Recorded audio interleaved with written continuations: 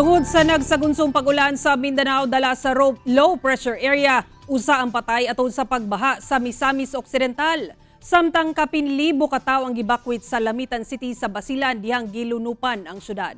Ang detalye sa report ni PJ De La Peña. Patay ang usa ka lalaki nga nailang si Jerry Yabo sa panaon sa Misamis Occidental diyang mitabok sa spillway sa lungsod atol sa kusog nga ulan dala sa low pressure area.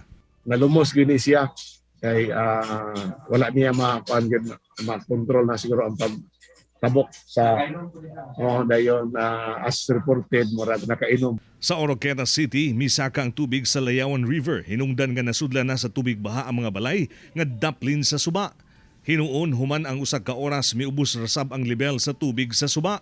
Sa tubod Lanao del Norte, daw nahimong dagat ang sentro nga bahin sa barangay Poblasyon tungod sa ulan nga dala sa low pressure area.